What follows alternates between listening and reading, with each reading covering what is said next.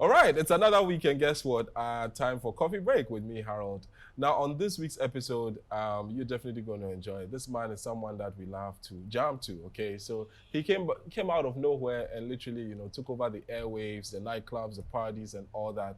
And when we return from this break, we'll be meeting our guest. Remember, Coffee Break is brought to you by Virtual Hub Studios. My outfit today is by Luxury GH. Stay tuned.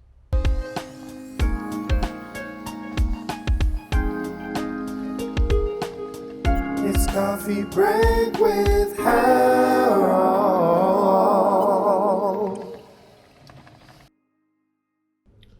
Our guest for today's episode of Coffee Break is the one and only, the Akoso hitmaker, KOFI JAMAR. KOFI, welcome to the show. It's a pleasure. How's it going? So far, so good, Are you under pressure? Are you under pressure to change that tagline, Akoso hitmaker? Are you under pressure to change that tagline? Well, I think it's the time. It's the season that we are in. Okay. It'll get to another time that people will associate me with a different thing. Okay. Also, yeah. So Okay. I feel this is the time. You have to play yourself out. What season are we in?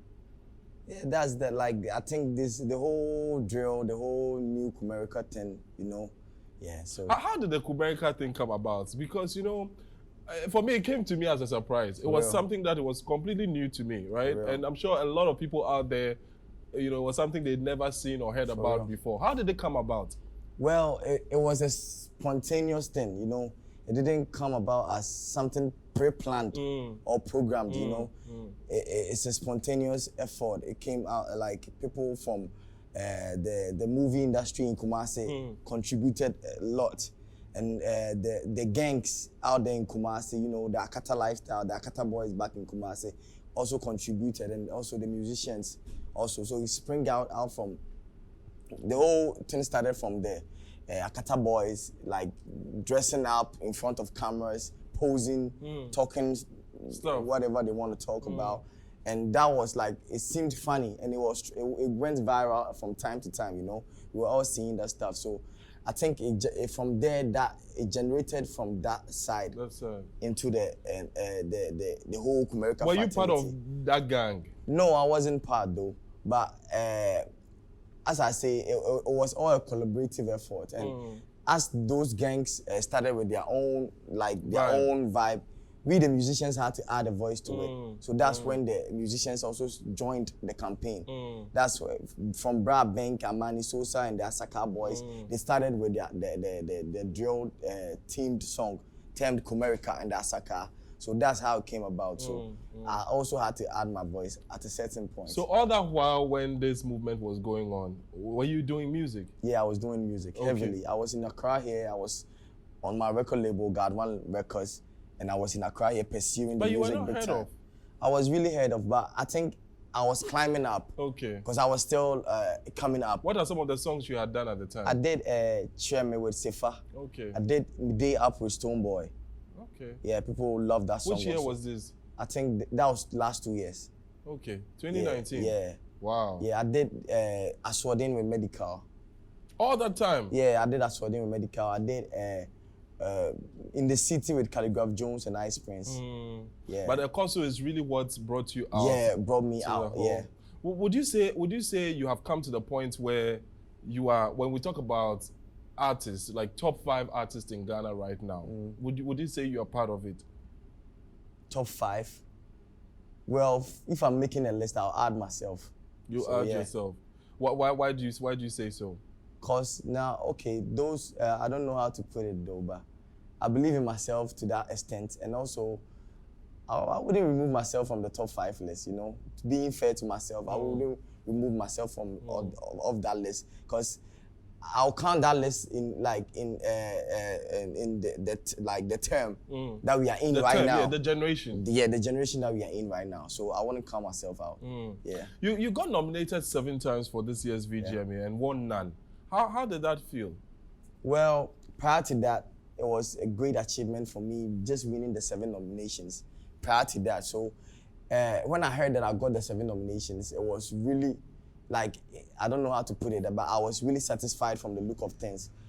Looking at, I used a 1 year term to get all those 7 nominations.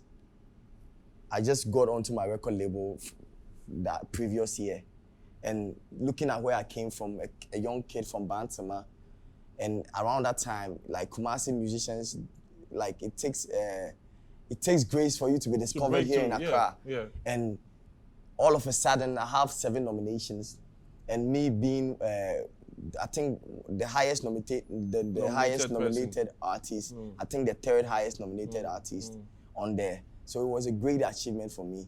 But I mean, you would expect that having 7 nominations, you would walk away with at least one of them. Yeah, that one though. But I think which one did you tip that at least you could walk away with that? Because there's always 7 is quite a lot. I was aiming for hip hop song of the year with the Koso. Who were the nominees in that category? Yao Talk, Medical, I think Joe B. Yep. So I went to Yao Talk. You felt you deserved that? Yeah, I felt, it was fair. Why? Okay, I think Koso did a lot. By the time it came around, Koso really did a lot for the culture.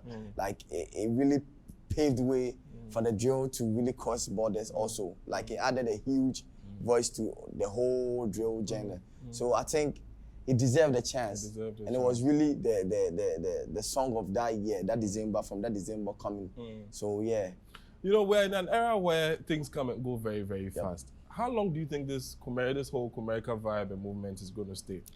Well, for me personally, I think it's going to stay for a long time. How people predicted to shorten, but I think it's going to be here for a long time. We are making it our own. Because at first, as it came, it was somebody's sound. But now, if you listen closely, we are making it our own. We are adding elements of the high life, elements of the local flavor into it. So we are defining it in our own terms. And I think it's gonna be here for a long time, because you can't play hip hop, Ghana hip hop, without playing drill or ACCRA. Nah, that's not gonna happen. So every hip hop mix, you're gonna hear drill inside. You're gonna take. What kind of artist do you see yourself? Are you a hip hop artist? Well, I'll say somebody like Sarkodie, per se. He's a rapper. That tag, so he can cross over to doing hip hop, doing Afrobeat. It doesn't matter. He's a rapper, so he rap on Afrobeat, hip hop. So I see myself as heading towards that direction. I'm a rapper. I rap on Afrobeat. I rap on hip hop songs.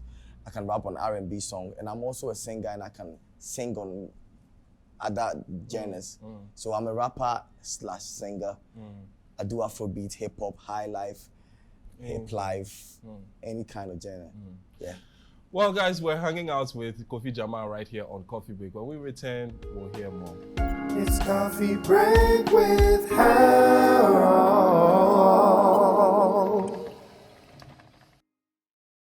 Welcome back from the break. So if you're watching on YouTube, remember to drop your comments in the comment section, like and share with all the friends, and then everyone that you really need for them to see this video.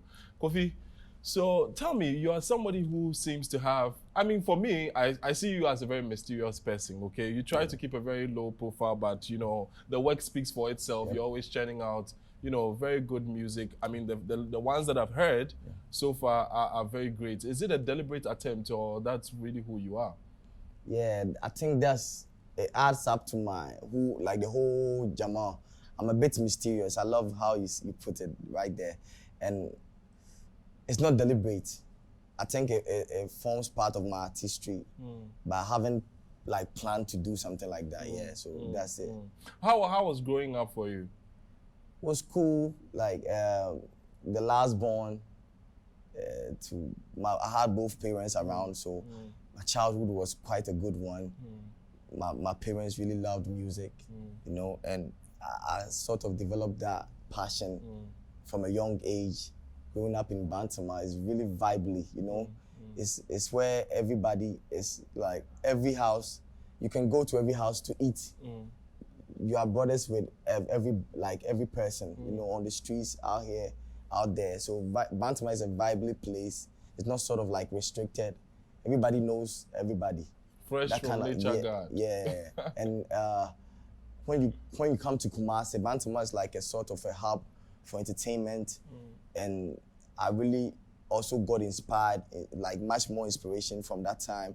Because any street jam that happened in Kumasi, Bantama was where the location is. So I really developed a lot of passion from there, and growing up in Bantama, I've gotten used to a lot of stuff. Yeah, a lot of tough situations also, and Charlie. People who usually have this mysterious outlook are people who usually have a lot to hide from. What is it that we are yet to hear or know about Kofi JAMAR? Wow. In behind closed doors, there's a lot that goes on, you know, especially because that's from my experience, for people that I know, to have the same or similar demeanor. Do you have a girlfriend? Currently, no. Currently, no. Why? All these women should be on your case by now. It's probably because of the workload sometimes, and I'm adjusting to some new phase in my life, so I think I have to get it done and get it over with before. So if you look at the future, right? Like I said, people are evolving, and if you look at something that has kept artists, you know, relevant for a long time, one thing that has kept artists relevant for a long time is the ability to evolve. What are you doing, or what do you have in place? What plans do you have in place to make sure that the Kofi JAMAR brand stays fresh all the time? Well, first and foremost is about the songs that I'm doing. I'm always trying to push the envelope much more further than what you've been used to or what you've heard me do. So that thing is a key. I think I'll keep on evolving with my sound, and you're not gonna be stuck with the same sound. If you're listening to JAMAR, I'm gonna take you on a journey every time I drop an EP or an album or a single. So that too, and currently I'm still working on my brand placement and how to like understanding this whole craft. I think the other part of it, the business side of it, also trying to incorporate it much more, so I understand. I have much more insights. Yeah, so I think my first and foremost, I know the song is always gonna take me there, because as a musician, that first thing is the song before anything else comes. So I'm working on my sound each and every day to always top up, to a certain level.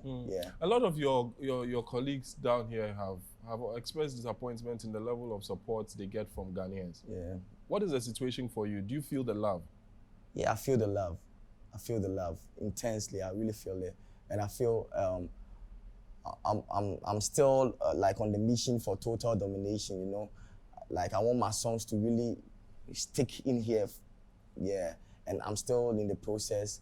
I think people have heard of me. Plenty of people have heard of me, but I feel like I have to go much more further, so that like I want to be the household name here. And I think it's possible. Ghanaians push you and push you out there also. But I'm also trying to bridge the gap and try to cross over. I don't want my sound to just be here. So that's why I try to make it relatable, not just to Ghanaians, but also outside. You can even relate to the song and the sound that's coming out. So yeah, Ghanaians are really supportive. I feel the love anytime. I feel like there can be much more, but you have to work for it. Have you played any shows out of Ghana yet? Yeah, the Ghana party in the park. The Ghana party in the park. Yeah. Apart from that, in Africa? Not yet though. Not yet. But yeah, the incoming shows. Do you have any plans of penetrating Nigeria? Yeah, 100%. 100%. Yeah. Which Nigerian artists are you looking forward to collaborating with? A lot of them. A lot of them. So for instance, if you were to have the chance to pick an artist who you would collaborate with to, for instance, announce your entry into Nigeria, who would it be? For a first entry. Well, I think Wizkid would be cool. Why Wizkid? Because he got a love from like Niger. Yeah, he got the love from there, and he's a legend. And yeah, it would make my work more easy. And I kind of see similarities in the two of you in terms of the outlook. Really? Yes. Wow. Is he somebody that you admire? Yeah, I really admire him a lot. Okay. Yeah. Okay. Well, guys, I'm still hanging out with the Kosu hitmaker Kofi JAMAR right here on Coffee Break. Don't go nowhere. It's Coffee Break with Harold.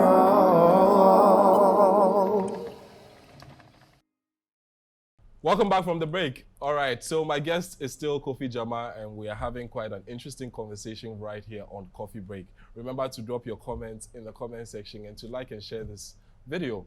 KOFI, now let's talk about Appetite for Distraction. Yeah. That's the title of your new EP. Is that your first? That's my second. That's your second. Yeah. And it's doing amazingly well. I mean, I checked it out. And I just couldn't stop playing it. Wow. My favorite on the EP is Surrender. Wow. That's my personal favorite. Which one do you like? Which one? I'm sure you say all of it, but which one got that vibe for you when you played? Balling. Balling. Yeah, for now, balling, because of like it's raw for me. Yeah. Let's talk about the title of the EP, Appetite for Distraction. Yeah. Why that? Well, prior to that, you know, because of the whole Ekoso, and as you said, being tagged with it, yo, that's the Ekoso guy and everything. So I wanted to sort of break the ice with this EP, let people into my world, let them know who KOFI JAMAR is really, not to just associate me with that drill sound. Okay. And also in destroying their perception of what they know about me already. In destroying it, I have to build a new one with the sound that the six songs on the EP. So it's like I'm using it to redefine who KOFI JAMAR is for them out there. Because people heard me through Ekoso, and there are people who were just stuck at Ekoso. Prior to that, they had not heard my song before. They just got to hear me through Ekoso. So it was just to sort of to show them who I can really be, the songs I would love to do, and the versatility. Yeah. Okay. The range that I can go with the songs that I do. Right. Yeah. I've always wondered why artists never go out to produce albums and would rather choose to produce an EP.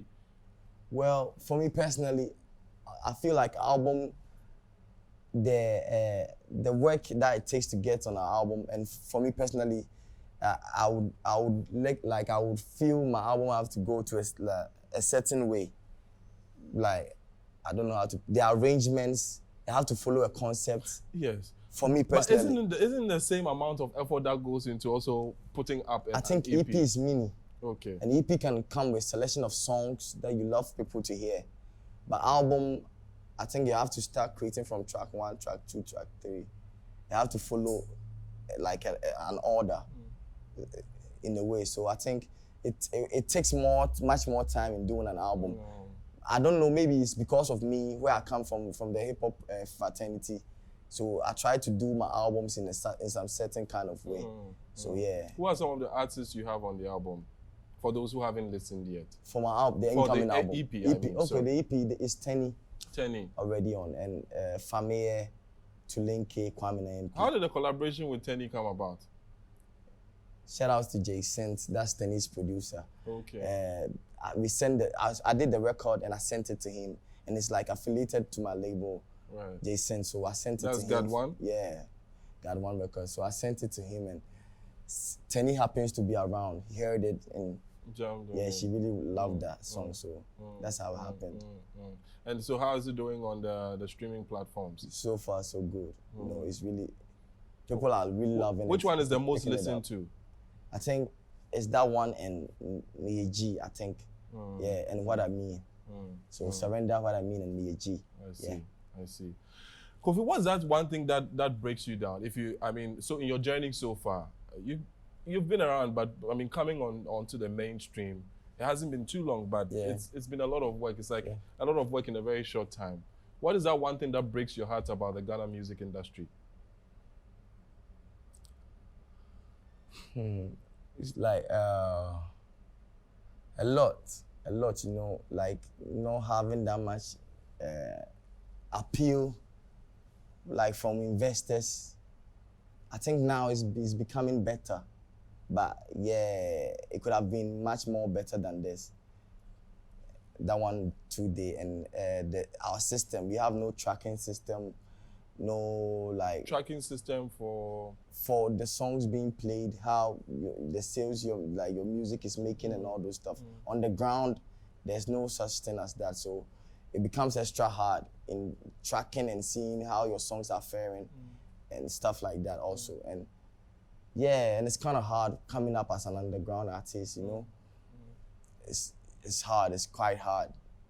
But you have broken through now. Yeah, I've broken through, but most times I think for the people, the others who are on their way coming. Yeah. Do you have any plans of you know, lifting up some young artists or upcoming artists? Yeah, God willing, like, yeah, if I get a chance, I will. I will, like, already, like, I have a thought that in Bantama, if I'm well to do enough, I'll build studios for like upcoming rappers and musicians to come around and try to record and stuff like that. So I have that in mind already. Yeah. A lot of artists have gotten to that point where they have tried to invest or bring up some new talents, and some of them they've had very regrettable experiences. Yeah. Are you not scared of that? Well, I think if you are doing it for profit's sake, that's where you have that problem. But if you are doing it like charity, let's say, I don't think you would think of the profits you'll be gaining out of it. So yeah.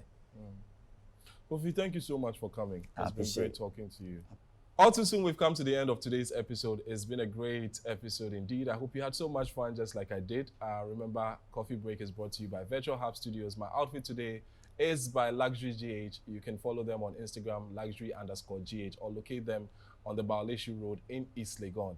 And of course, Cafe Accra, making sure that we're refreshed always on the show. Same time next week, we'll be back with yet another episode. Take care.